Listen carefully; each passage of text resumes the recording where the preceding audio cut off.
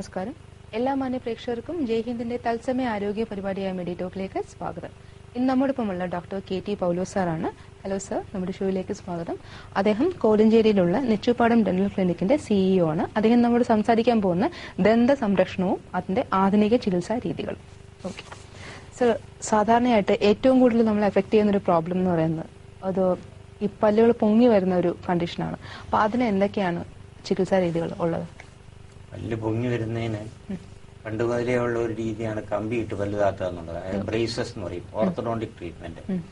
അത് പല വിധത്തിലുള്ള ട്രീറ്റ്മെന്റുകളുണ്ട്. മെക്കാനിക്കൽ ട്രീറ്റ്മെന്റ് ആയിട്ടുള്ളത് പല വിധത്തിലുണ്ട്. പിന്നെ മറ്റൊരു രീതി പണ്ട് മുതലേ പ്രാക്ടീസ് വരുന്നതാണ് സർജിക്കൽ ഓർത്തഡോണ്ടിക്സ്. സർജിക്കൽ ഓർത്തഡോണ്ടിക്സ് എന്ന് പറഞ്ഞാൽ സർജറി ചെയ്ത് പല്ലിന്റെ മോണയുടെ പൊക്കം താത്തിയെടുക്കുക എന്നുള്ളതാണ്. അങ്ങനെ ചെയ്യുമ്പോൾ ഇപ്പൊ ഞങ്ങൾ പ്രാക്ടീസ് ചെയ്യുന്ന വേറൊരു രീതി എന്ന് പറയുന്നത് എൻസ്കോപ്പ് എന്ന് പറഞ്ഞിട്ടുള്ളതാണ്. അതായത് പേഴ്സന്റെ ഒരു പ്രായപരിധി കഴിഞ്ഞു പോയി, കമ്പി ഇടാൻ സാധ്യമല്ല എന്നൊക്കെ പറഞ്ഞ് എല്ലാവരും ഉപേക്ഷിച്ച കേസുകളെയാണ് ഞങ്ങൾ അത് കോൺസെൻട്രേറ്റ് ചെയ്യുന്നത്.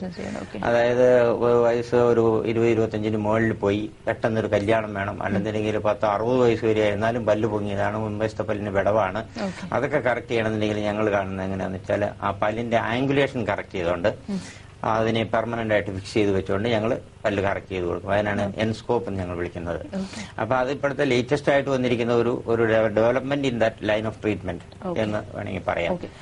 സാധാരണയായിട്ട് അത് ഏതൊക്കെ സാർ പറഞ്ഞ കണ്ടീഷൻസിലൊക്കെ അത് ആപ്ലിക്കബിൾ ആണ്. അപ്പോൾ സാധാരണ അത് ചെയ്യുന്ന രീതിയെ കുറിച്ചൊന്ന് പറയാമോ? അതായത് ഇപ്പം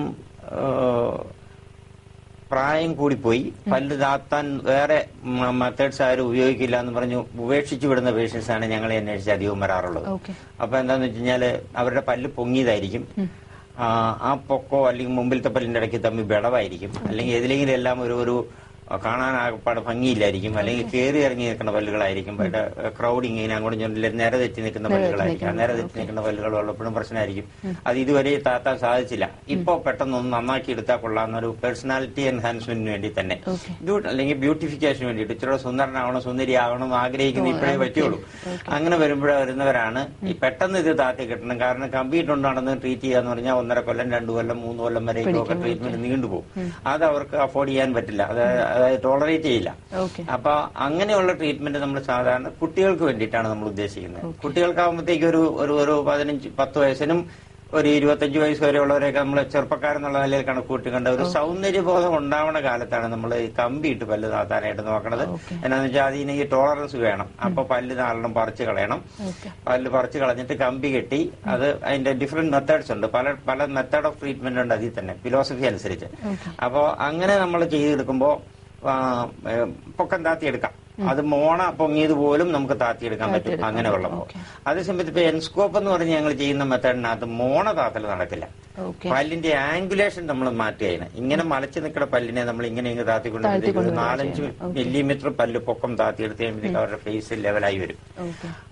അപ്പൊ അതുകൊണ്ട് ആ ട്രീറ്റ്മെന്റ് പെട്ടെന്ന് തീരുകയും ചെയ്യും. ആകെ 2 പ്രാവശ്യം വന്നാൽ മതി, ഒരാഴ്ച ഇന്റർവെല്ലില്. അപ്പൊ ഇപ്പൊ ഒത്തിരി അകലെന്നുള്ള പേഷ്യൻസും വന്നുകൊണ്ട് അവരുടെ പ്രശ്നം തീർന്നു കിട്ടണം. ആകെ 2 പ്രാവശ്യം വരണം എന്നുള്ള നിലയിൽ വരുമ്പോഴത്തേക്ക് അവർക്ക് അത് എളുപ്പമായിട്ട് തോന്നും. കമ്പിയിട്ട് ഈ 1.5 കൊല്ലക്കാലം വരുമ്പോഴത്തേക്കും പല പ്രാവശ്യം വന്ന് ദേ ഗെറ്റ് ഫെഡ് അപ്പ്. പക്ഷെ അതിന്റെ അഡ്വാൻറ്റേജ് ഒന്ന് വേറെ, ഇതിന്റെ അഡ്വാൻറ്റേജ് ഒന്ന് വേറെ എന്ന് നമുക്ക് പറയാതിരിക്കാം. സാർ പറഞ്ഞു ഇപ്പൊ പല്ലിന്റെ മോണ തകർത്താൻ പറ്റില്ല എന്ന് പറഞ്ഞു. അപ്പൊ അങ്ങനെ ചെയ്യാതിരിക്കുന്നതുകൊണ്ട് എന്തെങ്കിലും പിന്നീട് അതിനുവേണ്ടി സെപ്പറേറ്റ് ട്രീറ്റ്മെന്റ് എന്തെങ്കിലും എടുക്കണോ? ചില ആൾക്കാർക്ക് മോണ പൊങ്ങിയതായിരിക്കും അവരുടെ പ്രശ്നം. പല്ല് പൊങ്ങിയതിനേക്കാൾ മോണയായിരിക്കും, പൊങ്ങിയ മോണയിൽ പൊങ്ങിയ പല്ലായിരിക്കും. അപ്പൊ അങ്ങനെ വരുമ്പോൾ ഏറ്റവും നല്ലത് സർജിക്കൽ ഓർത്തോഗ്നാറ്റിക് സർജറി എന്ന് പറഞ്ഞിട്ട് സർജിക്കൽ ട്രീറ്റ്മെന്റ് ആയിരിക്കും അതിന് ഏറ്റവും ആപ്റ്റ് ആയിട്ടുള്ളത്. അത് ഞങ്ങൾ ചെയ്യില്ല. അത് ഓർത്തോഗ്നാറ്റിക് സർജൻസ് ഉണ്ട്, MDS ഓറൽ സർജറിയിൽ MDS എടുത്തവര് ആണ് ആ മെത്തഡ് ഓഫ് ട്രീറ്റ്മെന്റ് ചെയ്യുന്നത്. അപ്പൊ അത് ജനറൽ അനസ്തേഷ്യ കൊടുക്കണം. ഒരു മേജർ സർജറി, അതിപ്പോ ചിലരുടെ മേളത്തെ താട പൊങ്ങിയതായിരിക്കും, അല്ലെങ്കിൽ ചിലരുടെ അടിയിലത്തെ താട നീണ്ടതായിരിക്കും. അതൊക്കെ വെട്ടി കറക്റ്റാക്കി ലെവലിലേക്ക് കൊണ്ടുവന്ന് സുന്ദരനാക്കി എടുക്കാം.